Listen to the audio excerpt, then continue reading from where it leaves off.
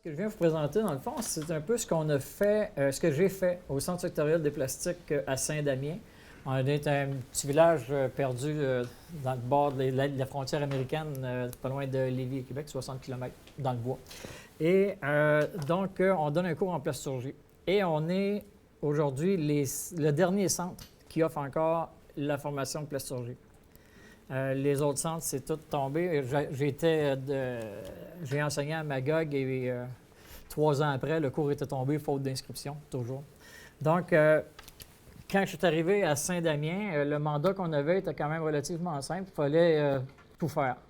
Alternance, entrée continue et aussi en individualisé. Et ce qui était hyper intéressant, c'est qu'on n'avait aucun outil de développer. Donc, et on avait un groupe devant nous de 8 élèves financés par Emploi Québec. Ça a commencé comme ça et après quelques mois, mon arrivée à Saint-Damien, il y a déjà 7 ans, je me suis rendu compte finalement que ça prenait vraiment des outils et c'est là que mon frère, André, est arrivé dans le décor avec justement TIC-FP. Et donc, j'ai converti les 22 modules du cours Conduite et réglage de machine à mouler, le DEP, pour le mettre évidemment sur la plateforme TIC-FP. Malgré tout ça, on était encore en perte, OK, pas d'inscription et ça allait vraiment pas bien. Donc, on a tout le temps, évidemment, la même pression de rentrer des élèves, sinon on ferme le centre. Donc, pas le choix de retrousser mes manches et essayer de trouver une façon de faire. Pas d'inscription. Ça a duré pendant quasiment 4 ans, OK, qu'on a vraiment végété. À un moment donné, on se dit, ben, OK, regarde, il faut vraiment analyser ce qui se passe et pourquoi que la clientèle ne vienne pas à nous. Puis, je pense que le travail d'analyse a vraiment été salutaire. On a parti de l'analyse pour s'en venir justement à notre formule actuelle. Les questions que je m'étais posées, dans le fond, c'est quoi? C'est la méconnaissance du secteur. Tout le monde, on est entouré des plastiques, mais personne ne sait vraiment comment c'est fait, puis que c'est difficile d'attirer de la clientèle aussi là-dedans. Nouveau secteur, manque de visibilité, même si il y a du plastique partout. Donc, c'était vraiment problématique. Bon, ça peut-tu être ça qui cause vraiment qu'il n'y a pas d'élèves? Ben oui et non. Dans notre commission scolaire, il y a une formation qui s'appelle l'usinage, puis qui en arrache les autres aussi. Pourtant, j'étais outilleur de métier, tout le monde sait c'est quoi l'usinage. Donc, je dis, ben, il y a peut-être manque de clientèle, c'est pourquoi il faut trouver. Manque d'appui de l'industrie, ils m'ont dit, ouais, ben, l'industrie, hein, on n'est pas vraiment supporté par l'industrie. Tu dis, OK, sauf qu'on n'est pas capable de fournir des travailleurs non plus à l'industrie, on n'a pas d'élèves. On est un peu coincé encore. Puis on se fait dire, ah ben, il y a une grosse écart entre les centres de formation puis la réalité de l'entreprise. C'est deux mondes. Quand ils arrivent chez nous, ils ne connaissent pas grand-chose, il faut tout le montrer. Bon. Donc là, ouais, OK. Il y a aussi, évidemment, beaucoup de formations, puis évidemment, la fameuse, dans notre secteur, la formation sur le tas. Hein, c'est formation interne en usine, accompagnement, puis regarde, on s'en va avec ça. Fait qu'ils leur montrent comment faire à l'interne, mais c'est tout. Ils sont capables d'exécuter la tâche, mais ils ne savent pas pourquoi ils font ça. OK? Il y en a un qui avait déjà dit, c'est d'avoir le savoir-faire sans avoir le savoir. On est dans le bois, nous autres, là. Hein? Il n'y a pas de transport en commun, on n'a pas non plus autant de population, de moins d'immigrants. Non, ça n'a pas marché non plus parce que Saint-Henri donnait le cours aussi à Montréal et ils ont fermé, les autres aussi, l'option. Donc, métro, clientèle, tout, ben regarde, c'est pas ça non plus. Puis, donc, on continue toujours à chercher, puis il y a un flash qui m'est arrivé, c'est-tu un problème d'accessibilité? Pas l'accessibilité de se rendre au centre de formation, mais c'est-tu... Nous, on va-tu vraiment rejoindre la clientèle? Et ça, c'était la grosse question. Je voulais poser la question, qu'est-ce qui vous a attiré? Qu'est-ce qui vous a emmené dans les plastiques? Plus que 95 % de la clientèle m'ont tous répondu à la même chose. La pancarte. Ici, nous recrutons. Ils ont rentré dans le secteur, puis là, ils disent « Ah, c'est ça, le plastique? » Puis là, après ça, ben là, ils disent « Ben oui, on pourrait peut-être avoir des formations. » Moi, j'ai rentré dans les usines, formé des opérateurs. De toute façon, formé 8, formé 80. Tout le monde voulait passer dans la formation. Là, tu te dis « Merde! » Le besoin est là, là. Il y a vraiment un besoin. Mais puis nous, ben, on est en train de mourir de notre belle mort, puis on n'aura plus rien, là. OK? Le centre va carrément fermer. Fait que la clientèle est où? Bien, est en entreprise. OK. Il faut aller les chercher. Il faut aller chercher les travailleurs, le client où ce qui est. Puis, il est où? Bien, il est en entreprise. On dit, ouais, mais attends un peu, il ne faut quand même pas non plus négliger non plus l'intégration des nouveaux travailleurs. Puis aussi la clientèle régulière. Bon, le mandat de la clientèle régulière, tant qu'à moi, ça n'a pas été un gros problème. Elle n'était pas là. Bon, fait qu'elle n'est pas plus là aujourd'hui. Fait que c'est pas un gros problème à ce niveau-là. Même si la structure, le gros centre est encore ouvert avec tous les immos qui sont là, à l'heure actuelle, ce matin, j'ai 3 étudiants qui sont à l'école à temps partiel parce qu'ils sont 3 jours semaine. OK? Et c'est tout. Sont où les autres? Bien, c'est des travailleurs en usine, c'est du monde qui sont en train de se faire former en usine. Et, fait que là, tu dis, ben, OK, parfait, on fait ça comment? Bien, en usine, bien, là, la formation en ligne est arrivée. Vu que j'avais déjà tout développé le stock sur TICFP, il fallait juste le rendre là. Mais là, on commence avec une série de questionnements aussi, parce que comment on va les accompagner? C'est quoi les outils de communication? Nos contenus sont-ils vraiment adaptés? Puis, c'était même encore une grosse gymnastique que j'ai dû faire. Puis, le premier concern qui était vraiment, là, qui nous a popé, là, c'est le contenu est-il exportable? Quand on donne des formations en centre, il va se former une distorsion. À un moment donné, c'est qu'on a beau avoir le programme, mais on va apprendre à travailler sur cet équipement-là. Et on va lui montrer comment travailler sur cet équipement-là. Il fallait revenir à la base au programme, parce que le programme ne dit pas que tu dois lui montrer comment travailler sur un tel type de machine, un Engel, une Battenfeld ou peu importe. Il dit que tu dois lui montrer comment travailler avec une machine. Il fallait revenir à la source. OK? Fait que ça m'a obligé à faire de la grosse gymnastique au niveau contenu, revoir les contenus. Fait que c'était un gros travail à faire. Évidemment, tout ce qui est vente et marketing, il faut revoir aussi. Parce qu'il ne faut pas se leurrer. Hein? C'est une business. Veut pas. On doit rentrer des étudiants. Hein? On parlait de financement tantôt. C'est ETP, c'est ce qui fait qu'on travaille. Puis bon. Fait que c'est une business. Et en même temps, ben, l'élève, l'apprenant, a le choix de quoi? 138, 160 options différentes. Il peut aller n'importe où. Ben, faut que tu l'attires chez vous. Puis comment tu vas faire? Ben, il faut être un peu plus inventif. OK? Fait que c'est un peu là. Donc, on travaille là-dessus actuellement au niveau de la vente, puis aussi au niveau des marketing. On a voulu revoir aussi, évidemment, beaucoup au niveau des admissions. Vous allez dire pour ramener du monde à l'école ou non? Non, pour nous aller chercher les clients. Puis ton client, toi, dans le fond, c'est l'apprenant, c'est le travailleur. C'est aussi un peu... Il y a double statut. Il y a double statut. Aussi. Exact. OK? C'est le travailleur qui devient apprenant en même temps, là. OK? De là, l'histoire de l'alternance travail-études. Puis, il a fallu vraiment sortir une formule. C'est pour ça qu'au début, je parle de hybride, formation hybride. Vous allez voir que c'est vraiment hybride. Mon ami Steve, le matin, parlait de asynchrone, OK, et à distance. Moi, le problème, c'est que je ne rentre pas dans aucune petite case. Je ne peux pas dire que je suis à distance, je ne peux pas dire que je suis synchrone, je ne peux pas dire que je suis asynchrone non plus. OK, vous allez voir, vous allez comprendre un peu le melting pot puis comment il a fallu adapter. Donc, évidemment, l'approche, c'était quoi? Bien, c'était avec la formation en ligne. Fait qu'on est rendu, c'est ça, avec plus de 20 entreprises maintenant à travers le Québec qui sont partenaires avec nous, puis il y en a 2 autres qui viennent de s'ajouter, et puis partout dans la province. Fait que c'est notre clientèle. Est-ce qu'on sait que les services aux entreprises sont un peu, comment je pourrais dire ça, conservateurs de l'aspect de formation en entreprise? Donc, puis, tu sais, votre programme tombe un peu dans la manière qu'il est fait. Mettons qu'il est à cheval entre les deux. Est-ce que vous avez eu des problèmes avec votre service aux entreprises, de votre commission scolaire? Pas du tout. Non, vraiment pas. Okay. Vraiment pas, parce que c'était un tir sur l'autre, là. OK? Je m'explique, c'est que la formation qu'on donne, un exemple que je passais par le service aux entreprises, par le comité sectoriel, c'était des formations de 15 heures, des formations spécifiques, plus de l'introduction au secteur. OK? Tandis que, et suite à ces formations-là que j'avais données, bien, je pluguais évidemment notre DEP. Puis, je te dirais que j'ai ramassé du monde. En marche, parce qu'il dit, ben ouais, ben merde, ça m'intéresse. Fait que c'était vraiment complémentaire. Donc, à ce niveau-là, puis non, c'est pas du tout. Aucun conflit au niveau du service d'entreprise. Vraiment pas.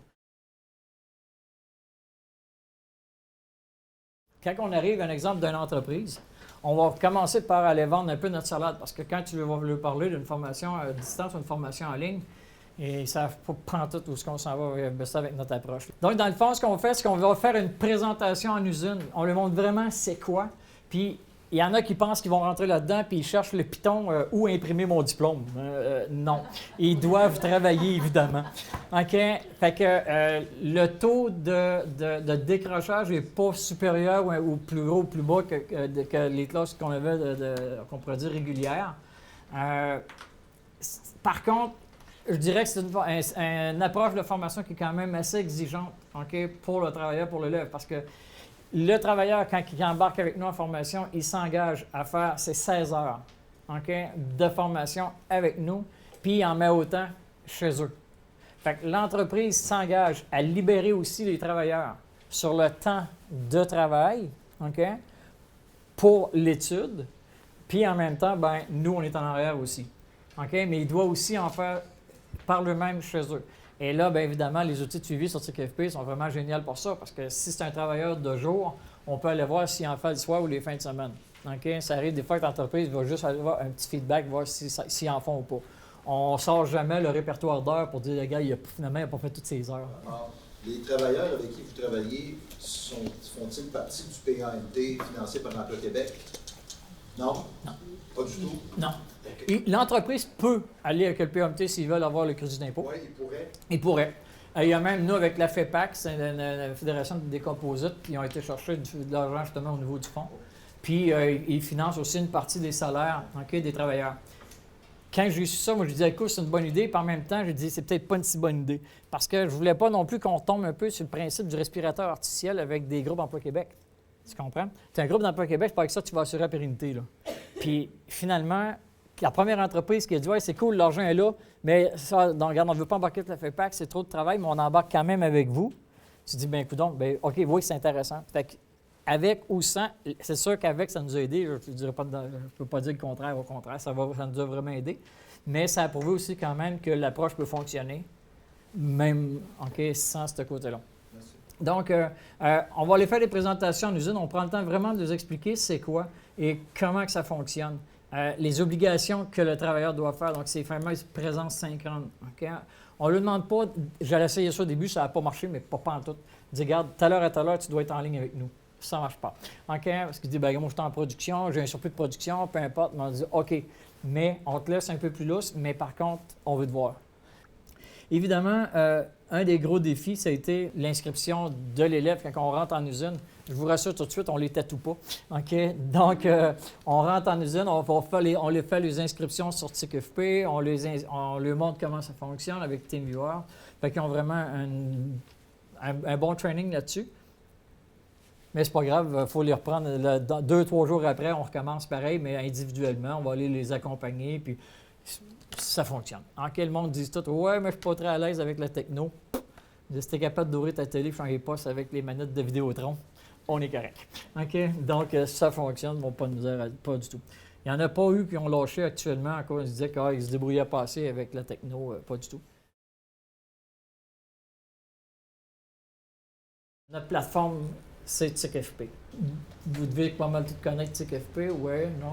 Oui. C'est surprenant. Je dirais au moins la moitié. De là avoir créé des cours, c'est une autre chose. Okay. Mais écoutez, TICFP, pour ceux qui ne sauraient pas, c'est un environnement numérique d'apprentissage qui fait un peu la même chose que Moodle, avec des outils différents, une façon de faire légèrement différente. Mais l'idée, c'est que tu déposes du contenu et tu peux faire un suivi de l'élève, faire des quiz, tout ça. Donc, c'est un autre système que Moodle, mais ça fait pas mal la même chose. On fournit des ordinateurs portables à tous les élèves.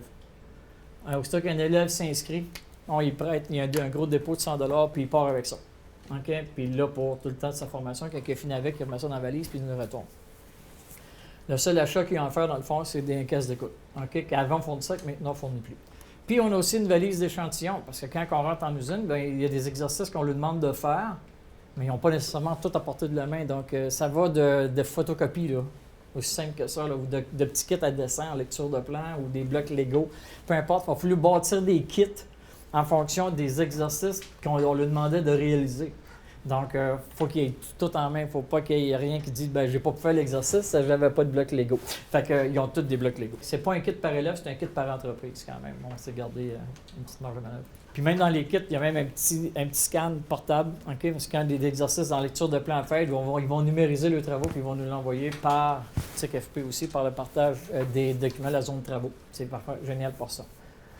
Donc, c'est quoi, dans le fond, l'approche? Comme je disais, c'est autant synchrone et asynchrone. Puis ici, vous remarquez le dessin que j'ai mis là, dans le fond, le centre, c'est vraiment l'apprenant. C'est comment on peut faire pour rendre la formation accessible à lui. OK? Puis qu'il va rencontrer, évidemment, les mêmes objectifs du ministère. Les examens qu'on fait passer, je vous rassure tout de suite, c'est exactement les mêmes examens que je faisais passer à Magog ou que je fais passer à Saint-Damien aux clients, aux appelés réguliers. C'est exactement les mêmes évaluations qu'on fait passer. Quand je disais que c'était vraiment une formule qui est vraiment synchrone et asynchrone, c'est que je l'ai vraiment séparé en deux. On part souvent en asynchrone. Hein? L'élève dit ben, j'ai besoin de telle affaire, ils vont envoyer un chat ou ils vont envoyer un courriel. Puis 95% du temps, ça finit par une rencontre synchrone. Donc, à ce moment-là, on s'entend, là, pour ceux qui ne sont pas familiers. En ligne. En ligne, en temps réel. En temps réel, en visio. Tu prends quoi? L'outil qui est dans TIC-FP? Non. Nous, ce qu'on utilise comme outil de communication, c'est TeamViewer. Okay. On a essayé Open Meeting, mais finalement, TeamViewer, c'est une coche. Mais c'est vraiment notre outil de communication. Nous, on est en ligne. On a une petite oreillette là, de réceptionniste dans les oreilles du matin au soir, donc de 7h30 aller jusqu'à 4h30. Et on est toujours en ligne. Donc, que l'étudiant soit à Repentigny ou qu'il soit dans Beauce ou qu'il soit à Québec, peu importe, on l'a toujours ici. Okay? Il se connecte avec nous, puis il dit qu'il y a une question de poser, puis bang. Puis peu importe où on se trouve dans l'atelier, l'étudiant est toujours plus proche de nous qu'un étudiant qui est dans l'atelier comme tel, qui est à l'autre bout, lui est plus loin. Okay? Parce que lui n'a pas son micro. Donc, avec le micro, on est toujours en ligne et disponible. On a aussi, quand je parle de synchrone, j'ai été obligé de revenir, c'est vraiment un clone notre affaire, j'ai été obligé de revenir avec certaines capsules que je fais en présentiel. Donc, en visioconférence, un peu comme on fait là. Et je donne sur l'agenda de TIC-FP, je dis, bon, OK, capsule en ligne sur tel contenu, ça dure 1 heure, 1h30 des fois, puis c'est facultatif. Fait que l'élève qui dit, ah ouais, ça j'en ai vraiment besoin, ben c'est à lui de venir se connecter. Je roule à peu près, c'est 1 à 2 fois par mois, puis j'ai une moyenne à peu près d'une dizaine d'élèves qui se connectent, qui viennent nous jaser ça, puis fait qu'il y a une petite interaction qui se crée en même temps, c'est intéressant. Puis l'accompagnement, ben on a même été obligé d'aller se déplacer. Si l'élève ne peut pas venir au centre, ben c'est nous qui nous déplaçons à ce moment-là pour aller l'accompagner, que ce soit en maths, en lecture de plan, ces choses-là. On a 2 profs, donc moi et mon collègue qui est basé à Saint-Damien comme tel, mais on a un autre prof qui est engagé avec nous, qui, elle, demeure à Longueuil. Donc, c'est elle qui couvre la partie Montréal et environ pour aller donner de l'accompagnement ou d'un suivi plus précis, plus pointu avec un élève. Donc, ça change complètement la façon de travailler, c'est clair, mais ça fonctionne. Donc, comme je disais, l'outil de communication, c'est TeamViewer.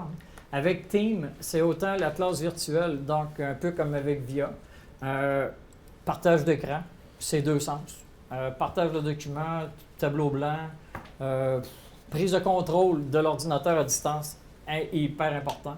Parce qu'il ne se rappelle jamais comment reconfigurer le casque d'écoute ou le problème avec la caméra. Bon, fait que peu importe. Fait que, au début, là, c'est toujours un petit peu plus compliqué. Fait que surtout quand les premiers examens arrivent, on essaie que c'est moi qui est là le plus possible pour justement aller les chercher et dire, regarde, pas de panique, là, on va t'arranger ça, puis tu vas voir, on va aller, là. Puis là, finalement, après une coupe de shots, ils sont corrects. Ils sont capables de se débrouiller avec la configuration. Fait que TeamViewer était vraiment l'outil idéal vraiment pour ça. La problématique qu'on a rencontrée aussi beaucoup, c'est au niveau des outils de suivi. Parce que là, suivre à distance, c'est pas toujours évident. Planifier les examens, c'est pas évident. Les outils, dans le fond, qui ont été mis en place, c'est un outil tout simplement sur G-Drive. Un document qui est partagé pour tous les profs, les intervenants. Fait qu'on peut déjà aller voir quel examen qui est cédulé, on peut tout voir ça là. Et TIC-FP, évidemment, avec les outils de suivi sur TIC, qui est vraiment génial, et surtout avec l'agenda.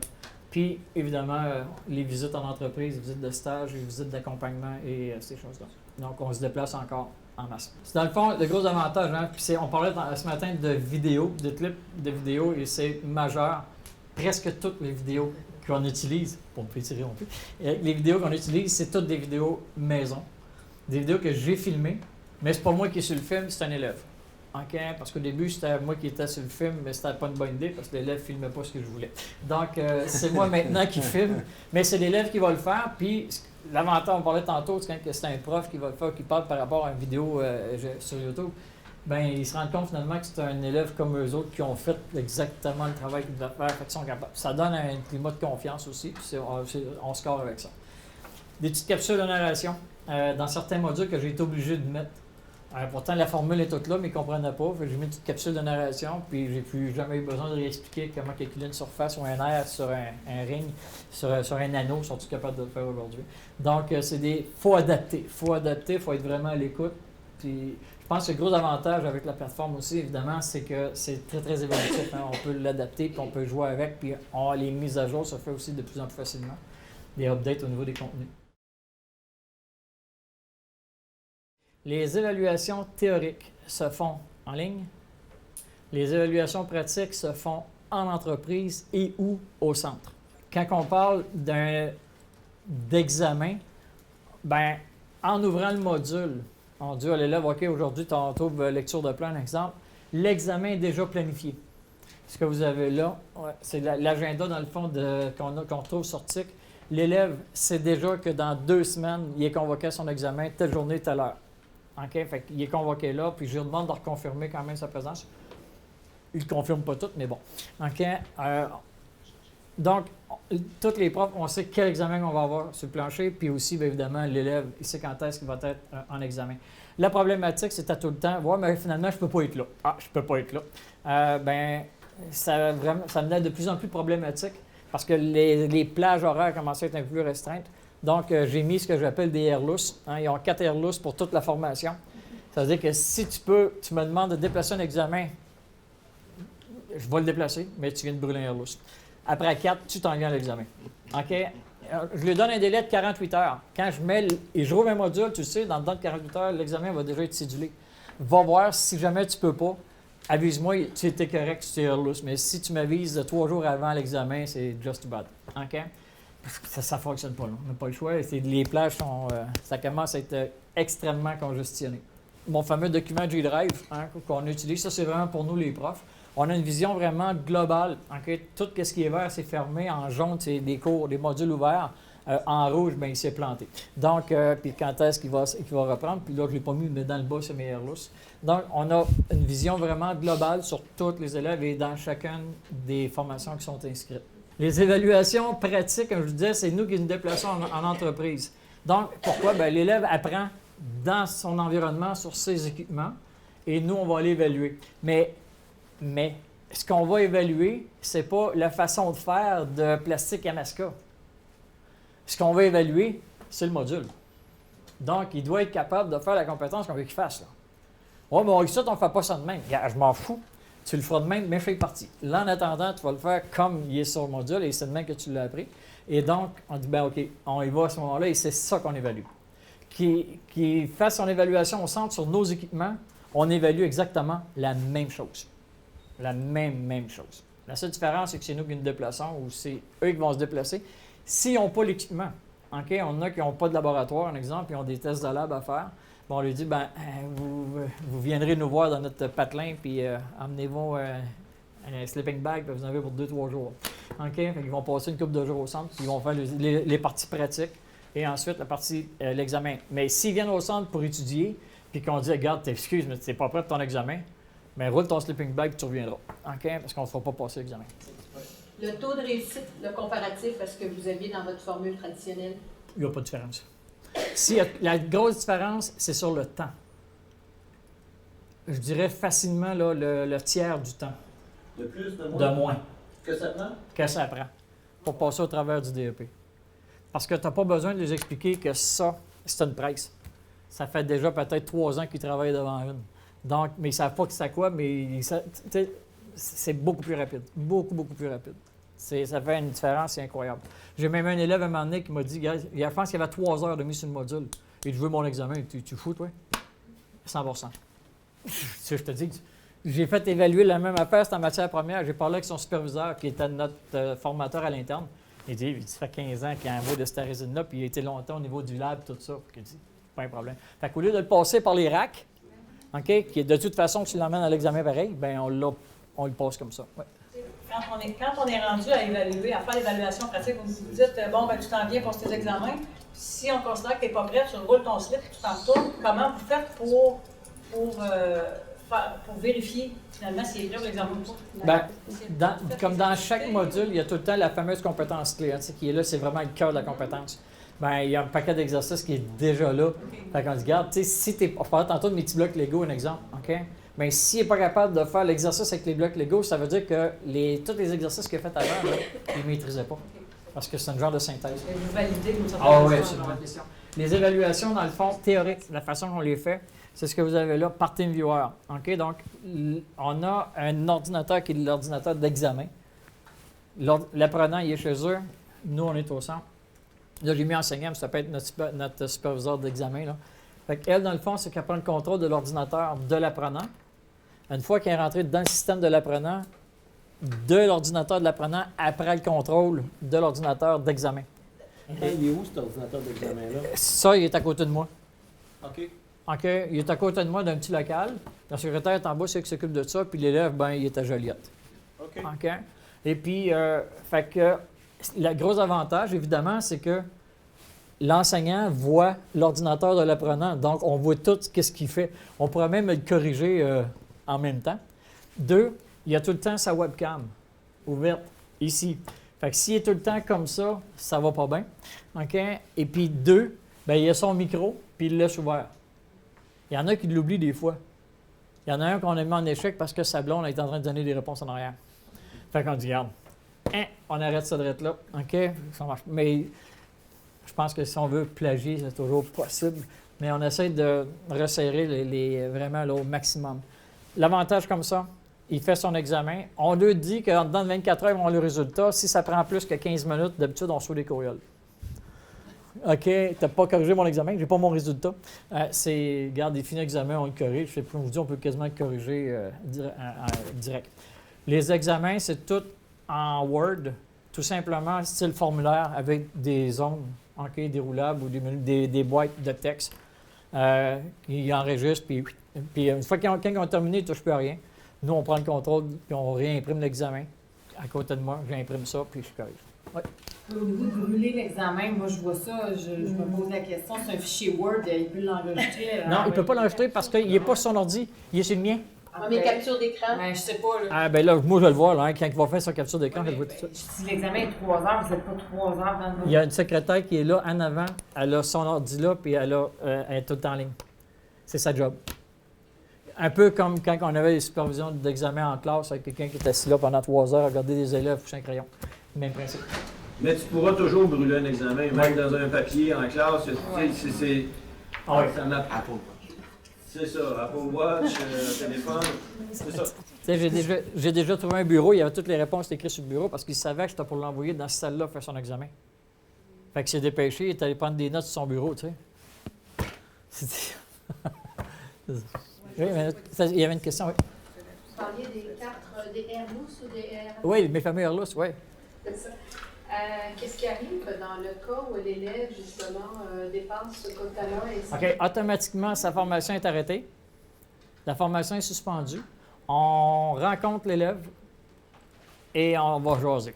Puis si ça ne fonctionne pas, on rencontre aussi, évidemment, l'entreprise parce que l'entreprise investit aussi sur le travailleur, hein, elle le dégage aussi. Fait qu'il y a un...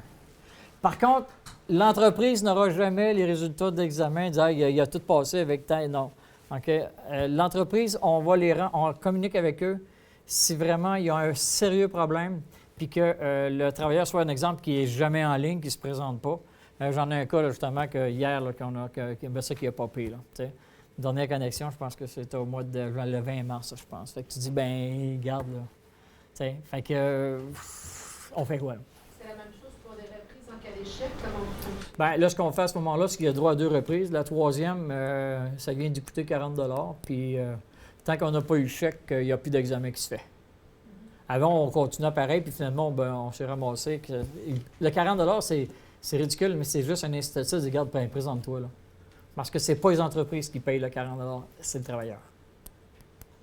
Ça fait que, dans le fond, il faut les responsabiliser. Hein. Fait que c'est l'outil, c'est la façon qu'on a trouvé de procéder. Le contrat pédagogique, c'est une convention entre les 3 partenaires. Parce que là, il y a nous au centre, il y a l'apprenant, mais il y a aussi l'entreprise maintenant. Et l'entreprise, bien, c'est soit le RH ou c'est soit la production. Donc, il faut apprendre à dealer avec ça. Parce que, où la limite, quand le travailleur est avec nous comme étudiant ou il est encore travailleur ou quand est-ce que la ligne se coupe, là. OK? Fait que ça, c'était un peu de gymnastique encore avec certaines entreprises. Quelques-unes, heureusement. OK? Parce qu'il a fallu travailler un peu plus pointu. Dans le 16 ans où ils sont en entreprise, est-ce qu'ils sont des travailleurs de l'entreprise, donc rémunérés, tout ça? Ils sont rémunérés. OK. Puis, à ce moment-là, dans ce 16 heures-là, ils sont en apprentissage ou sont des employés? Ils sont en apprentissage. OK. Donc, le reste de leur semaine de travail, sur à 40 heures, là, ils travaillent pour Ils l'entreprise. travaillent puis ils mettent en application ce qu'ils ont appris idéalement dans la semaine. Donc, s'ils sont des employés, pour les assurances, là, c'est qui est responsable de ces personnes-là? C'est l'entreprise ou c'est le centre? S'ils sont rémunérés, c'est C'est l'entreprise. moi, c'est ça. Ben, ça, Oui. S'ils sont rémunérés, automatiquement, ils sont assujettis à la loi sur les normes du travail. Donc, l'assurance, le salaire et tout. c'est de là la fameuse convention que je disais tantôt, où la ligne, tu sais, là, quand est-ce qu'il arrête d'être employé, quand est-ce qu'il est apprenant, puis c'est un peu cette petite ligne-là là, qui... On a un document qui est presque fini, OK, de développer, mais il reste à mettre la touche finale, puis Il y a pas sûrement de une ressources. entente officielle là, qui a passé par votre secrétariat général pour faire le lien entre la commission scolaire et le milieu de l'entreprise là, dans un partenariat de ce type-là, là, Ouais. j'imagine. Ben, ouais.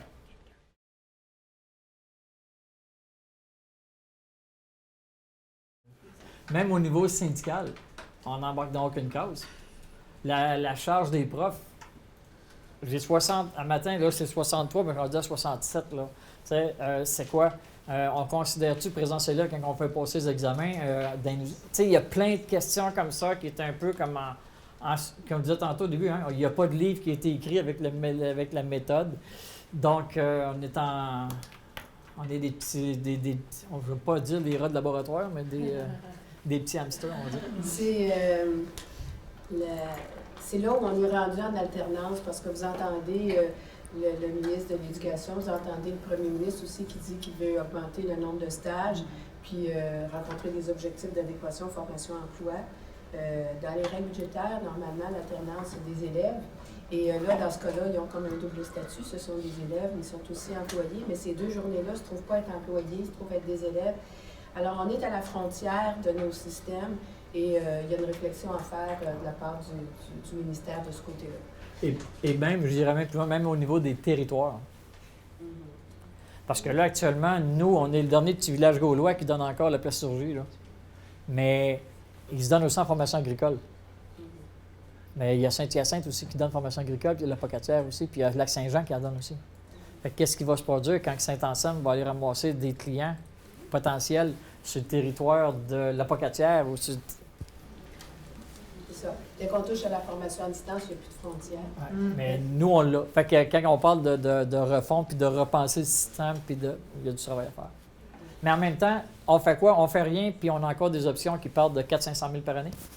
Puis après ça, ils disent quoi? Bien là, au lieu de chercher une solution pour essayer d'augmenter les revenus, on fait quoi? Bien, on va couper des postes. Puis c'est encore plus facile. On va reniveler vers le bas, puis that's it, puis c'est réglé. Bien, nous autres, c'était ça, là, hein? On fermait ou on trouvait une autre façon. Bien, l'autre façon, c'est dans la veine de la clientèle, il fallait virer. Hein? Bien, c'est la même chose. Comme mon entreprise, c'est pareil. Dans le fond, on peut-tu avoir un système unique? C'est-tu juste une formation à distance? C'est-tu juste du présentiel? C'est-tu juste... Je suis pas sûr. Puis c'est une petite image que j'avais mis là avec le périscope qui regarde par en avant, mais le problème, c'est que tout le monde sont en arrière. Là. Fait que faut que tu y ailles les chercher, les autres aussi. Là. Fait que c'est un peu pour ça. Puis, y a-tu une seule voie qui mène à la diplomation? Ben non, je pense pas. Autant qu'on n'apprend pas tout de la même manière, puis il faut développer des outils. Puis, fait que c'est un peu la même approche. Dans le fond, sur nos 60 quelques élèves qu'on a, sans la formation, sur cette approche-là, je ne serais pas ici aujourd'hui.